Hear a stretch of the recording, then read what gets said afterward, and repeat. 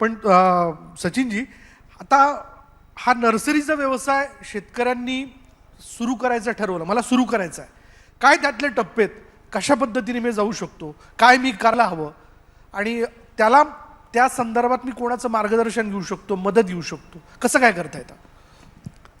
Nursery व्यवसाय अतिशय सोपा आहे, पण खूप प्रकारच्या नर्सरी येतात.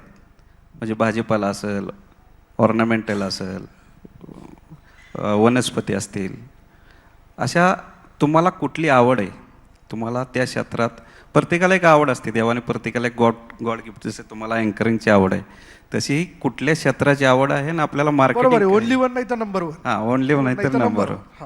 आता आजचा काळ आहे, आज ह्या कृषी परिसंवादामध्ये एकच वाक्य नेहमी ऐकायला मिळतं, ते म्हणजे ऑर्गॅनिक. आणि ऑर्गॅनिक जर करायचं असेल तर आता मातीला पर्याय कोकोबीट आलेला आहे. आमची स्वतःची कंपनी पण आहे कोकोबीट. पर्याय माती बदलू शकत नाही. कोकोबीटमध्ये उत्पन्न आज 1 एकरामध्ये जर तुम्ही समजा कुठल्याही भाजीपाल्याचं घेतलं, ती 10 गुंठ्यात कोकोबीटमध्ये मिळतं आहे. आज त्याच्या ट्रायल बऱ्यापैकी सक्सेस आहेत आणि कोकोबीट ही 100% ऑर्गॅनिक बनलं जातं.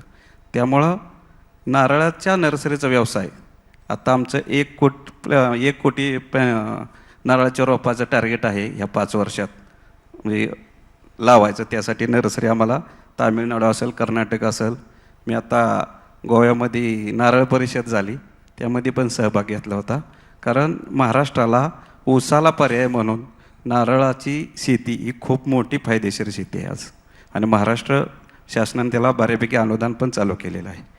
माझं तुमच्यामार्फत कृषीमंत्री मामाला एकच सांगणं आहे की तुम्ही जर नारळ परिषद जर महाराष्ट्रामध्ये केली तर मामा पॅटर्न आणण्यासाठी तुम्ही आवाहन करावं, कारण त्याच काळाची गरज आहे.